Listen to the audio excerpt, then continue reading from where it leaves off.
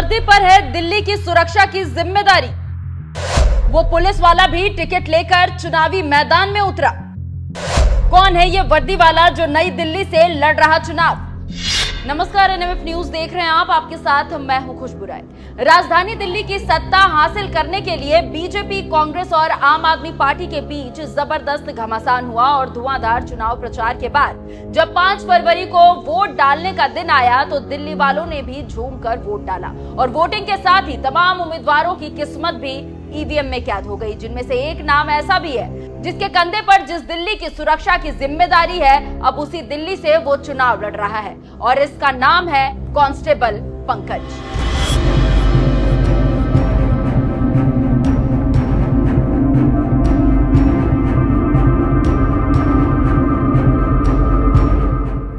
जी हां, आपने सही सुना।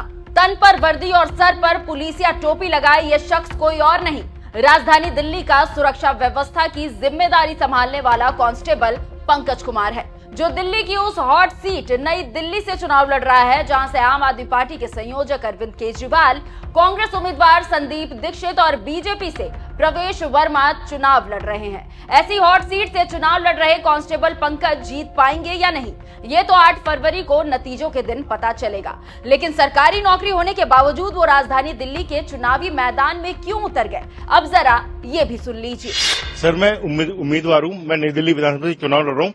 लोकतंत्र के पन्नों में दिल्ली का यह चुनाव स्वर्णिम अक्षर में लिखा जाएगा कि एक सरकारी नौकरी, एक पुलिस वाला चुनाव लड़ रहा है। जिस तरीके से दिल्ली में बढ़ता अपराध एक मुद्दा है, चुनावी मुद्दा है, चुनावी मुद्दे के साथ साथ एक 3 करोड़ लोगों की एक समस्या भी है, इसको मैं सॉल्व करने का प्रयास करूंगा।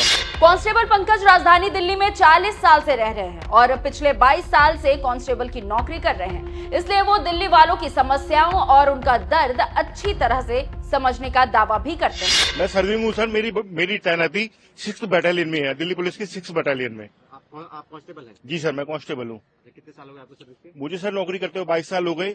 दिल्ली में रहते हुए 40 वर्ष हो गए। मैं एक दिल्ली का पहले नागरिक भी हूँ। मुझे दिल्ली के लोगों का दर्द, इनको क्या समस्याएं हैं, उसको मुझे भली भांति जानता हूँ। साथ के साथ मैं दिल्ली पुलिस में 22 साल मुझे नौकरी करते हो गए। दिल्ली पुलिस की कार्यशैली उससे मैं भली भांति परिचित हूँ। तो मैं दोनों मिला के पब्लिक की जो अपराध की समस्या को सोल्व करने की पूरी कोशिश करूंगा।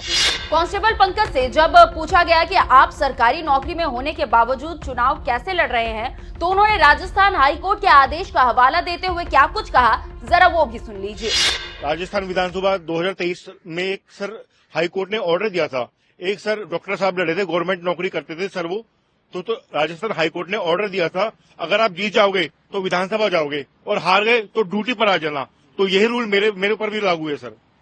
जी, तो आप इंडिपेंडेंट हैं? मैं इंडिपेंडेंट हूँ सर, और मेरा चुनाव चिन्ह है जूता। जूता एक ऐसा हथियार है सर जिसे देखकर भ्रष्टाचारी बहुत दूर भागता है। सरकारी कांस्टेबल पंकज कुमार से पहले साल 2023 में राजस्थान विधानसभा चुनाव के दौरान एक सरकारी डॉक्टर दीपक घोगरा ने भी चुनाव लड़ने की इजाजत मांगी थी। तब राजस्थान हाईकोर्ट ने उन्हें चुनाव लड़ने की इजाजत देते हुए कहा था कि अगर वो चुनाव हार भी जाते हैं तो दोबारा सरकारी नौकरी ज्वाइन कर सकते हैं। क्या सरकारी नौकरी वाले चुनाव लड़ सकते हैं? कोई भी सरकारी कर्मचारी ना तो चुनाव लड़ सकता है, न राजनीतिक गतिविधियों में शामिल हो सकता है। सरकारी कर्मचारियों पर सेंट्रल सिविल सर्विसेज रूल्स 1964 के तहत चुनाव लड़ने पर रोक है।